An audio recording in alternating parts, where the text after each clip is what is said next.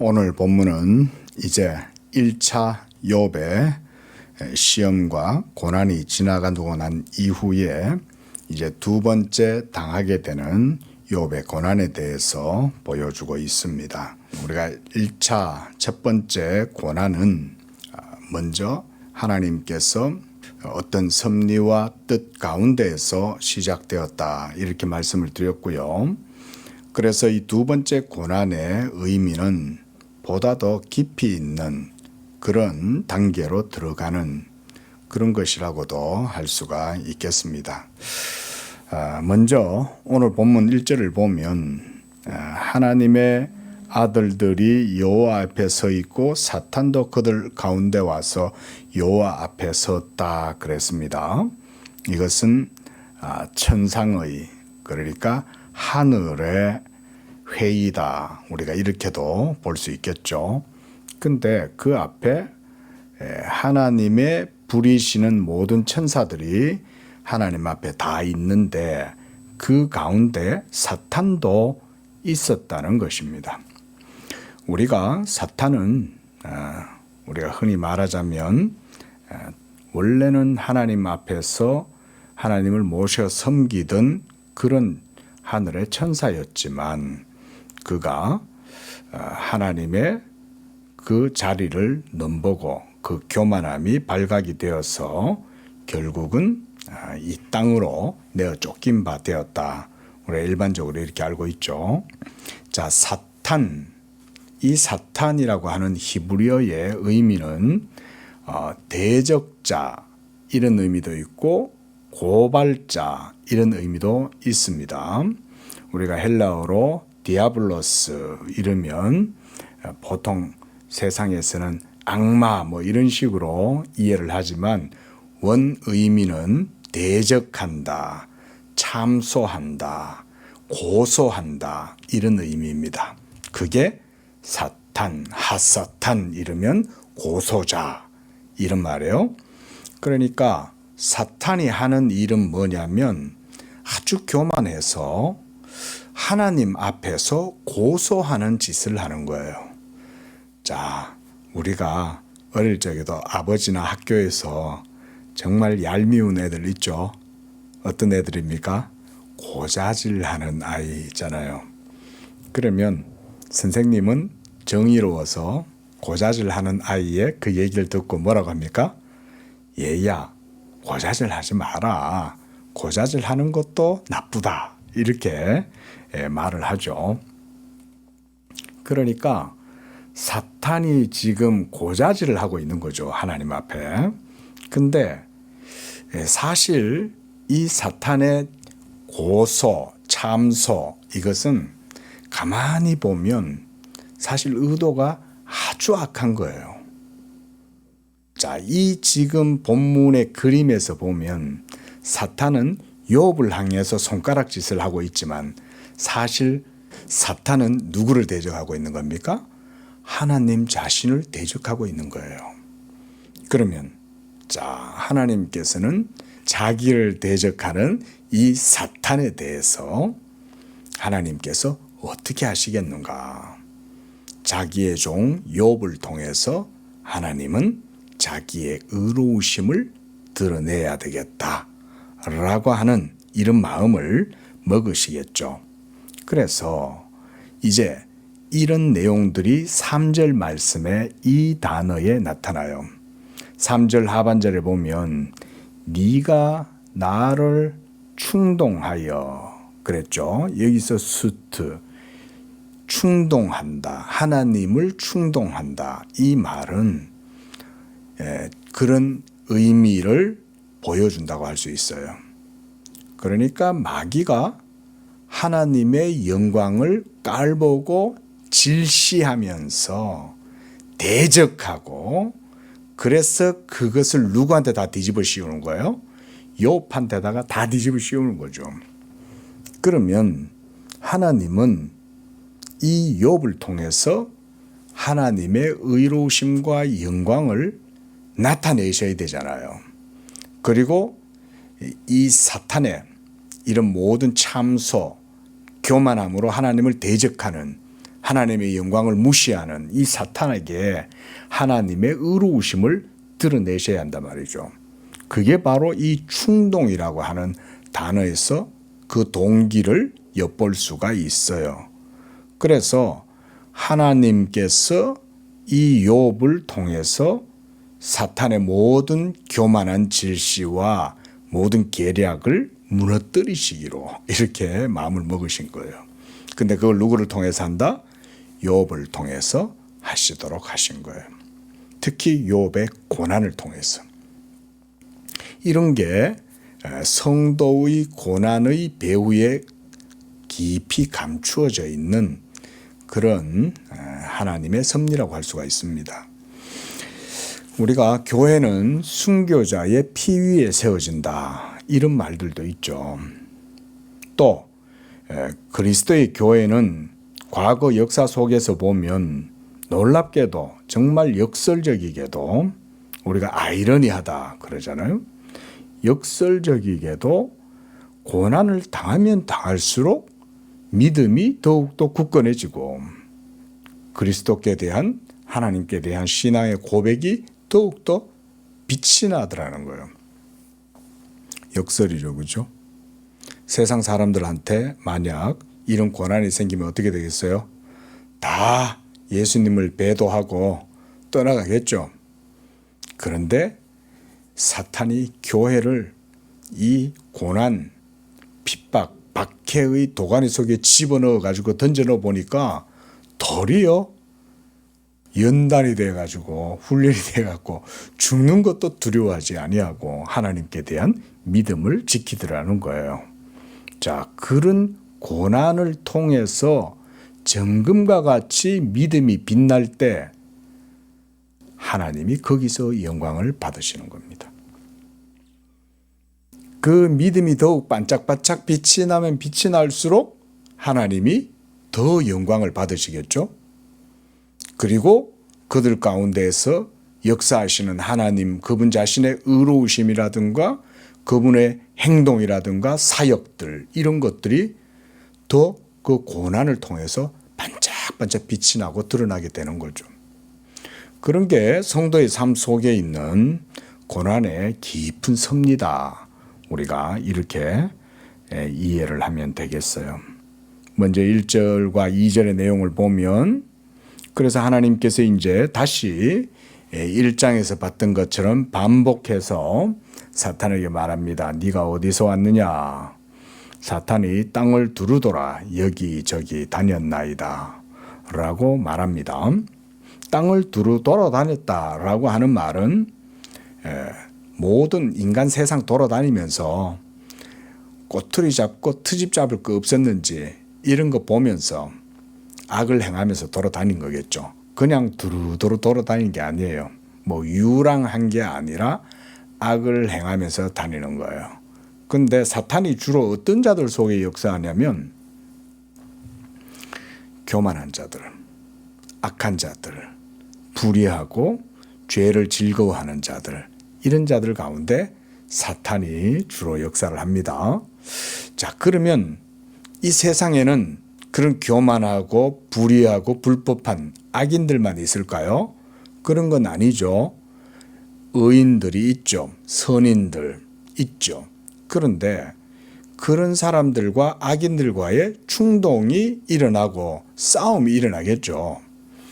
그러면 그것 때문에 인류는 온갖 모든 고난을 당하고 어려움을 당하게 되는 거죠. 소위 말하는 사회적인 여러 가지 이슈들도 그런 것 때문에, 정치적인 이슈들도 그런 것 때문에 일어날 수가 있겠죠. 세상의 문학가들도 기본적으로 선악의 구도 속에서 문학 작품을 씁니다, 여러분. 그래서 우리가 위대한 문학 작품의 기본적인 조건이 있어요. 우리가 소위 말하는 뭐 톨스토이나 해밍웨이나 우리가 이런 노벨 문학상을 받을 정도의 이런 거장들, 이런 문학가들, 대문호들, 이런 사람들의 문학 작품의 그 기본적인 내용은 뭐냐면 인간 안에 있는 깊은 본성, 그것을 드러내고 이런 것들을 부각시키고 이러면 위대한 작품이 돼요. 삼류 작품은 그런 게 없어요. 삼류 작품은 그저 이렇게 흥미나 있고 또 보면 사람들의 흥미를 유발시켜서 무슨 말초신경만 자극하는 이런 게 소위 삼류 소설이고 정말 깊이 있고 고상한 품격 있는 그런 이제 문학 작품은 그런 것들을 보여주는 겁니다. 그래서 셰익스피어다. 우리가 왜 셰익스피어를 유명하다 그러냐?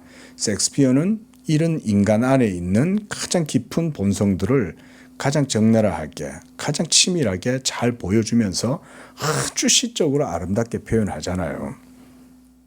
자, 중요한 건 뭐냐면 사탄이 세상 속에 두루다니면서 그런 격동을 일으키는 가운데 인류 역사 속에는 항상 그게 선과 악, 빛과 어두움의 그런 충돌처럼 보여지는 거죠.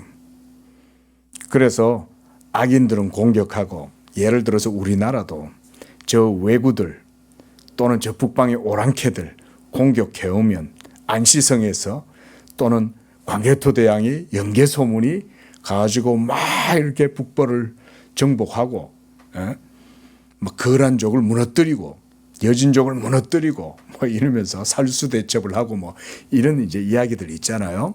그럼 그 속에도 보면 선과 악의 아주 깊은 대결이 있죠. 저 임진왜란의 주역인 그런 일본이 외국을 침입해가지고 뭐 도요토미 히데요시가 막 이렇게 공격을 했다. 얼마나 부산 사람들이나 그 당시에 많은 조선 사람들이 얼마나 많은 외구에 끌려가고 죽임을 당하고 도륙질을 당하고 이랬습니까? 근데 그런 것 속에도 사탄은 역사해요. 교만을 건들죠. 악함을 건들죠. 그래서 그들의 상처를 찌르고 공격해요. 사탄이 격동시켜요. 두루두루 돌아다녔다라고 할 땐 저는 좀 그런 넓은 의미에서 이해를 하고 싶습니다. 베드로전서 5장 8절에 보면 근신하고 깨어라 너희 대적 마귀가 우는 사자같이 두루다니며 삼킬 자를 찾는다 그랬어요. 그러니까 그게 바로 삼킬 자인 거예요. 사탄한테 걸리는 자들. 사탄이 너 되게 교만하네. 야, 너 되게 거만하네. 너 되게 심성이 악하네. 그래, 내 너를 이용해 가지고 이 세상을 아주 그냥 아장을 내겠다. 마귀는 그런 거예요. 그래서 거짓의 아비라고도 성경은 얘기하죠. 이 마귀 사탄의 그 실체는 바로 그런 거죠. 그래서 하나님의 회의, 천상의 그 회의장은 말하자면 하나님의 역사적 심판의 장이라고도 볼 수 있습니다. 하나님께서 천상의 보좌에 계시고 천사들이 그 앞에 있을 때 우리가 궁전 안에서 왕과 그 다음에 각 여러 문무 백관들이 다 그 앞에 줄 서 있고 이런 식으로 상상을 굳이 하면 뭐 크게 뭐 그렇게 볼 필요는 없습니다. 존재론적으로 좀 이해를 하면 좋겠어요. 뭐 우리가 천사들이 이렇게 딱 도열해 있다 뭐 이런 식으로도 볼 수는 있겠지만 그러면 거기서 서 가지고 뭐 하겠어요? 그렇죠? 하나님이 심판자고 판단자로 그 있는데 마귀가 지금 그 앞에서 하나님의 그 모든 권세와 판단하시는 그 영광 앞에서 사탄이 자기가 참소하고 고소하는 자로 그 서 있다 이거죠. 그럼 하나님 앞에 고소하면 자, 이 모든 세상은 사실은 하나님의 주권과 통치 앞에 있잖아요. 근데 주권자, 통치자 앞에 와서 판단한다? 그러면 이거는 교만이죠. 그죠? 제가 앞서 예를 들었지만 학교에서 아이가 고자질을 해요. 그때 그 아이는 선생님을 생각하지 않아요. 그렇죠? 그러니까 선생님도 사실은 기분이 별로 안 좋아요. 왜냐하면 이놈 봐라. 내가 엄연히 여기에서 학교 학생들을 가르치고 있는데 쥐가 똑같은 동급생한테 쥐가 뭐라고 그 아이를 나한테 와서 고소하는 거지? 이러면 선생님 입장에서도 기분이 안 좋죠. 왜냐하면 그 반은 선생님의 반이잖아요. 예를 들어서 우리가 그렇게 보셔도 좋겠어요. 그래서 이 사탄, 고소자, 이 사탄이 하는 일이 바로 이런 것이고 하나님을 충동하게 했다. 그래서 우리가 이제 3절까지 내용을 그런 의미에서 보면 되겠습니다. 그런데 이제 욥이 하나님을 부정할 줄 알았더니 그게 아니라 도리어 자기의 믿음을 온전하게 굳게 지켰다. 이렇게 하나님이 이제 마귀한테 딱 이렇게 자랑을 하시는 거죠. 야, 너 봤지? 욥이 정말 믿음이 좋지? 이렇게 말씀하신 거죠. 자, 그랬더니 이제 사탄이 더 극렬하게 하나님을 대적합니다. 가죽으로 가죽을 바꾸오니 사람이 그의 모든 소유물로 자기 생명을 바꾸올지라. 자, 이 표현은 뭐냐면 인간의 신앙은 결국 자기 보호 본능 앞에 무너지게 될 것이다 라고 이렇게 말을 하고 있는 거예요. 그러니까 가죽으로 가죽을 바꾼다라고 하는 말은 생명 보존을 위해서라면 사람은 어떤 것도 포기할 수가 있을 것입니다. 이런 의미예요. 그러니까 자기 보호 본능이 작동하면 신앙도 포기해 버릴 것이니까 하나님이 그를 한번 고통 가운데 던져 보십시오. 지금까지는 사실은 욥의 모든 소유, 자녀 이런 것들이 타격을 입었죠. 욥 자신이 아직까지는 타격을 입지 않았잖아요. 그렇죠? 그런데 이제 사탄은 바로 이렇게 더 깊이 있게 이제 공격을 하는 거죠. 그러니까 욥의 몸을 쳐 보십시오. 그러면 욥이 신앙을 버릴 겁니다. 이렇게 이제 공격하는 겁니다. 그래서 5절에 보면 그의 뼈와 살을 치소서 그리하시면 틀림없이 주를 향하여 욕하지 않겠나이까 라고 이렇게 말합니다. 그래서 이번엔 하나님께서 사탄에게 말합니다. 내가 그를 네 손에 맡기노라. 다만 그의 생명은 해하지 말지니라. 이렇게 하나님이 또다시 욥의 고난을 허락하시는 거예요. 자, 누구를 위해서? 하나님 자신의 영광을 위해서. 동시에 욥의 믿음도 훈련을 받겠죠. 자, 깊은 하나님의 섭리가 있어요. 바로 이런 것 속에. 그래서 사탄은 이 욥이 재산과 가족을 잃게 되면 결국 더 깊은 육체의 고통을 통해서 하나님을 배반할 거라고 이렇게 이제 생각을 한 겁니다. 자, 우리의 믿음은 저는 여기서 그리스도와 함께 죽는 것이고 또 사도 바울은 우리 안에 거하시는 그리스도로 말미암아 죽는 것도 귀하다. 빌립보서 1장 21절 말씀이죠. 이는 내게 사는 것이 그리스도니 죽는 것도 유익하다. 이게 정말 참 이 기독교 신앙에 있어서 세상 사람들이 이해할 수 없는 거잖아요. 죽는 게 귀하다니 그게 뭔 말이냐? 예? 그죠? 어떻게 죽는 게 귀하냐 이거예요. 근데 기독교 신앙은 그리스도와 함께 내가 죽는 것에 사실은 거기에 생명의 시작이 있죠. 내가 그리스도와 함께 십자가에 못 박혔나니. 또 로마서 6장 8절을 보면 우리가 그리스도와 함께 죽었으면 그와 함께 살 줄을 믿노니 또 이렇게 말씀하잖아요. 그러니까 이 죽음의 문제를 넘어서는 것, 자기 육체의 고통을 넘어서는 것, 사실 여기에 신앙의 본질을 더 가까이 다가갈 수 있는 그런 길이 거기에 있는 거죠.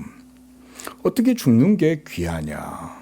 그런데 그 죽음이 그리스도와 함께 죽는 것이니까 귀한 거죠.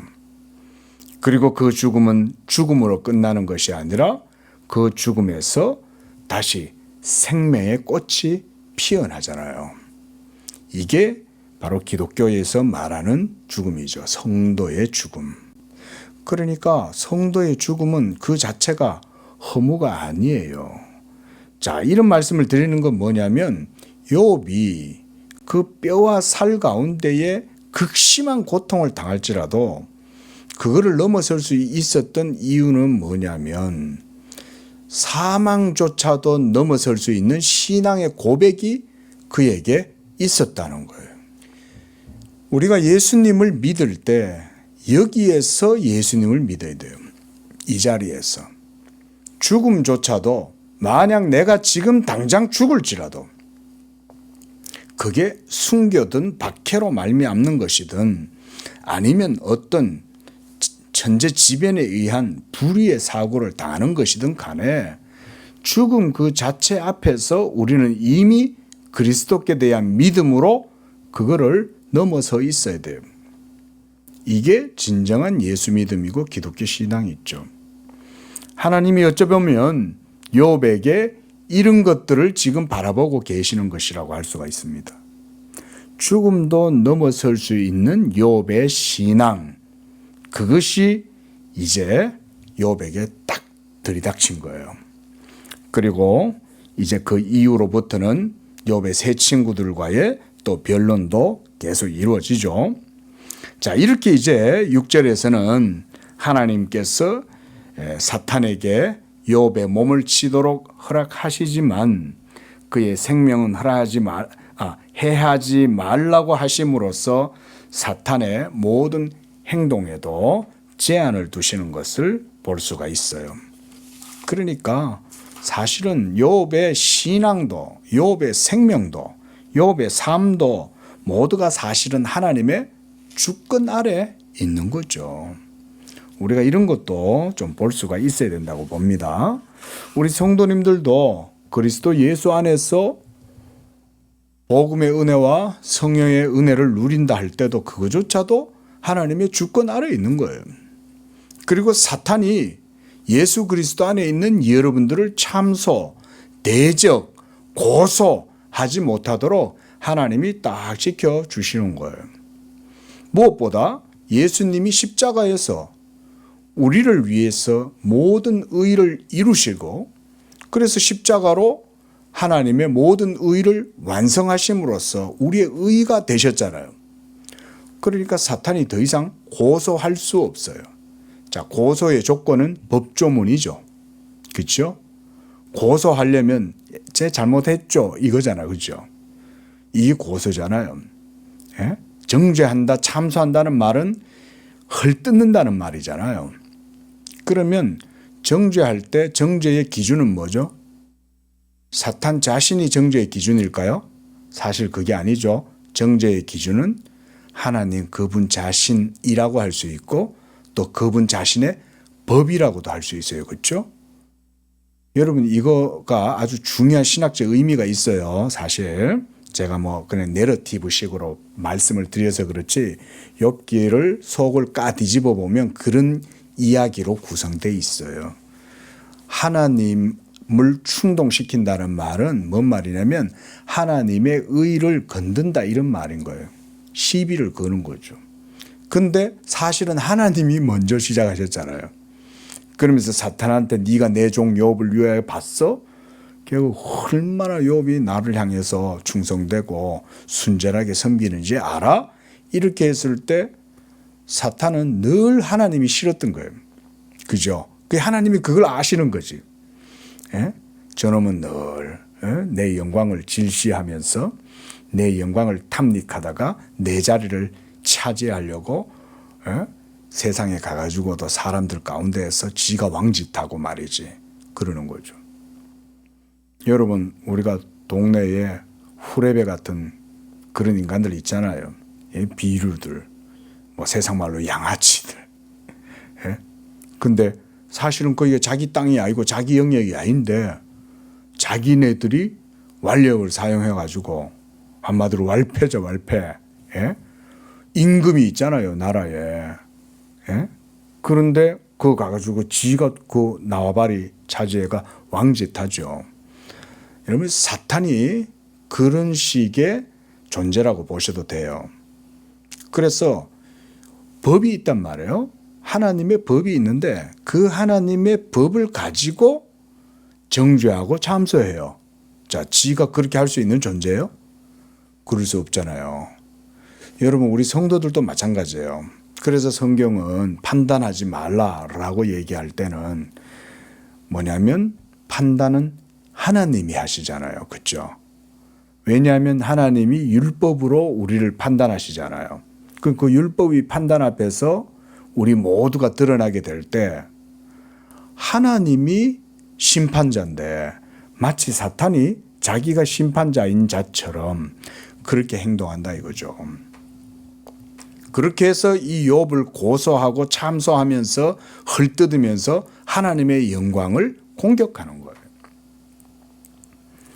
그래서 바로 이와 같이 이제 욥의 이런 모든 하나님께서 이런 욥의 몸까지도 그러면 네가 한번 해봐라 이러면서 계속된 제가 설교에서 게임이란 표현을 좀 썼지만 하나님의 자기 변론의 이런 게임이 이 욥의 고난 속에서 나타난다. 그래서 이제 7절과 8절에 보면 욥의 질병이 이제 도지게 됩니다. 발바닥에서 정수리까지 종기가 덮이고 얼마나 고통스러웠겠어요. 또 사실 말하자면 종기 같은 게 이런 게 막 온몸에 일어나면 흉악스럽죠. 오늘 본문에 보면 욥의 세 친구들이 왔다가 12절에 보면 그가 욥인 줄 알기 어렵게 되었다. 그러니까 욥의 몰골 자체가 흉악하게 생긴 거예요. 완전히 끔찍하게 생긴 거죠. 그 정도로까지 지금 욥이 온몸에 종기가 나고 또 재 가운데 앉아서 질그릇 조각으로 몸을 긁어요. 재를 가지고 온몸에다가 제가 볼 땐 어떤 화학적 처리를 하려고 하지 않았냐. 너무 간지러우니까. 재는 그래 따지면 일종의 소독 효과도 있잖아요. 그래서 재 가운데 앉아 있었는지도 몰라요. 온몸에 재를 바르고. 예? 우리나라는 민간요법이 된장을 바르지만 그때는 된장은 없었겠죠. 그러니까 이 재 가운데 앉아 있었다는 말도 자기의 정말 참담한 상황을 이렇게 표현하는 것이기도 하겠지만 욥의 건강의 문제도 우리가 생각해 볼 수가 있는 거죠. 자, 이처럼 완전히 비참한 상황 속에 놓여 있는, 그래서 재 가운데 앉아서 질그릇 조각, 우리가 독이나 아니면 장독 같은 거 그거 깨진 것들은 날카롭잖아요. 그럼 그걸로 얼마나 가려운 몸을 긁고 있는 거죠. 등 긁게 정도 갖고는 안 되는 거지. 참 욥이 그런 고통 속에 있었습니다. 그렇게 벅벅 끓고 있던 욥을 바라보고 있는 이제 9절에 보면 그의 아내가 말합니다. 얼마나 아내 입장에서도 참 얼마나 비참했겠어요. 그죠? 욥도 욥이지만 욥의 아내도 안 죽고 살아서 그걸 다 보고 있는 거잖아요. 지금 자기 자식들도 다 죽었죠. 하루아침에 모든 재산들 다 빼앗기고 사라져버렸죠. 망해버렸죠. 그런데 이제 남편까지 지독한 악창이 나기 시작하더니 저렇게 몰골이 흉해가지고 앉아가지고 저러고 있으니까 아내가 무슨 생각이 들겠어요? 아내도 아마 그런 생각이 들었을 거예요. 하나님의 저주를 받았다, 이런 생각을 아마 하지 않았을까 싶어요. 하나님께 버림받았다고 생각이 들 수 있죠. 이 정도 되면. 지금까지는 어째 하나님이 복을 주셨는 것 같은데 이 남편이 하나님의 저주를 받아서 버림받은 것 같다.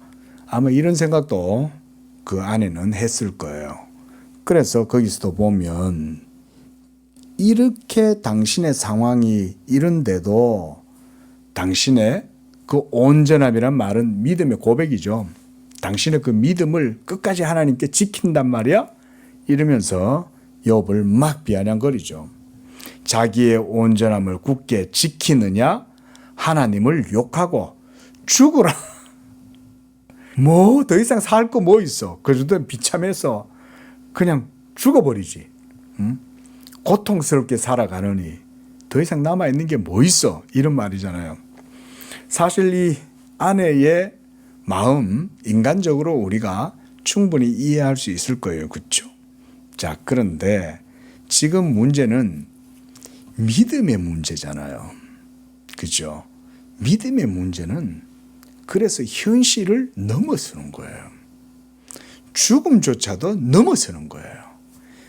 이게 모든 성도들이 이 하나님의 그 섭리 앞에 서 있다. 모든 성도가 다.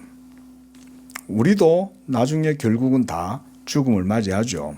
늙어서 죽고 병들어 죽고 뭐 이런저런 이유로 죽을 수 있어요. 그러면 여러분들 그 죽음 앞에 섰을 때 여러분은 그 죽음을 넘어설 수 있는 믿음을 가지고 있느냐?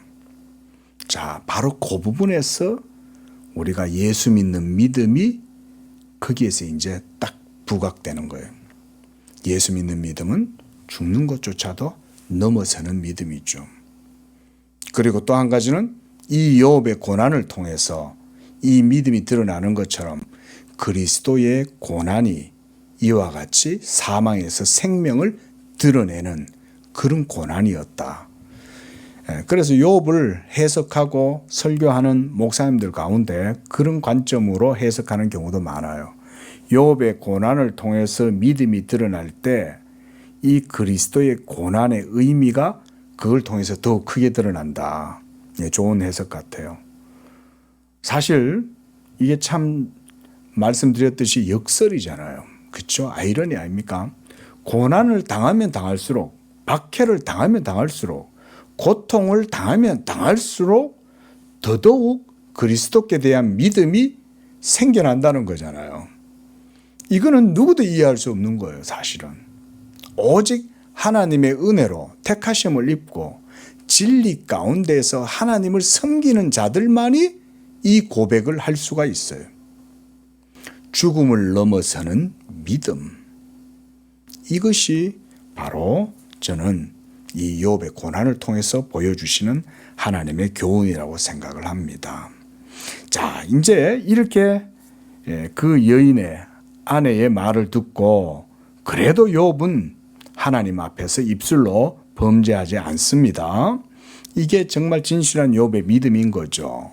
우리가 하나님께 복을 받았은즉 화도 받지 아니하겠느냐. 예? 믿으려면 이렇게 믿어야죠. 좋을 때만 믿고 안 좋을 땐 의심하고 저버리고 실망하고 염려한다. 이러면 이게 온전한 믿음이 아닌 거죠. 우리가 뭐 일희일비한다 이러잖아요. 예? 좋을 땐 좋고 싫을 땐 싫고 이런 식으로 하면 어떻게 신앙이 되겠어요? 그러나 하나님의 주권에 모든 것을 맡긴다면 좋을 때도 하나님을 믿는 게 아니라 믿을 뿐 아니라 안 좋을 때도 어두울 때도 괴로울 때도 하나님을 믿는 거죠.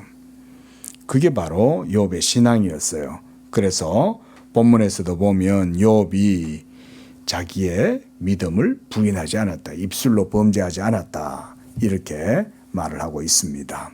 자, 이제 11절에서 13절의 이 내용에서 이제 욥기에 이제 본론이 시작된다고 볼 수가 있습니다. 그건 바로 유명한 욥의 세 친구의 등장입니다. 엘리바스, 빌닷, 소발. 이제부터 이 친구들과 더불어서 욥의 세 번째 고난이 시작된다고 할 수가 있어요. 그리고 이 세 번째 고난은 너무나 질기고 길어요.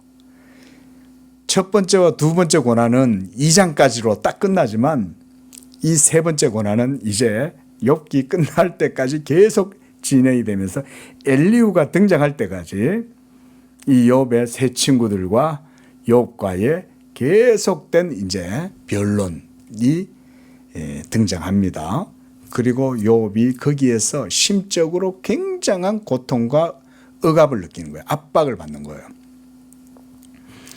육체적 고통보다 더한 건 영혼의 고통 아닙니까? 심리적 고통이잖아요.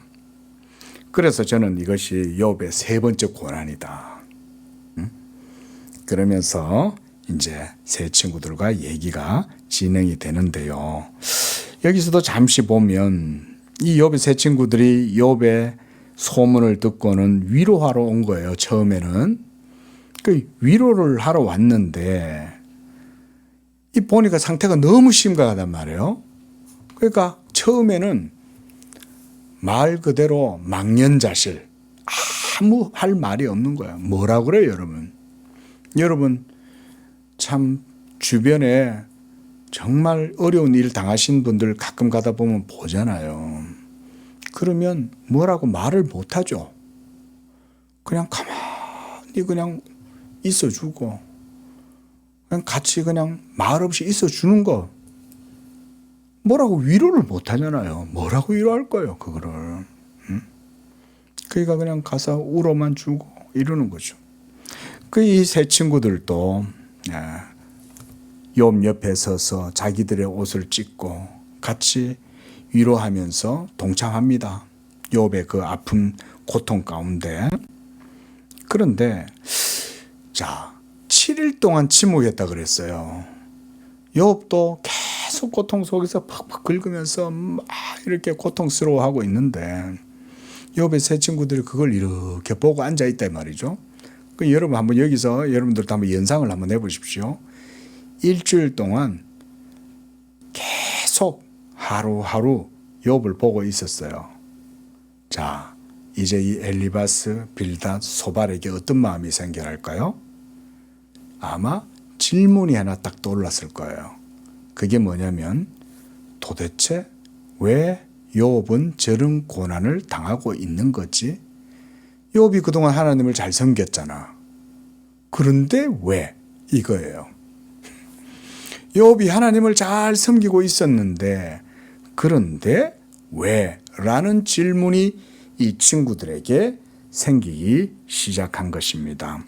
그래서 결국은 이들의 말이 이제 시작됨으로써 이제 이 욥과의 변론이 시작이 됩니다.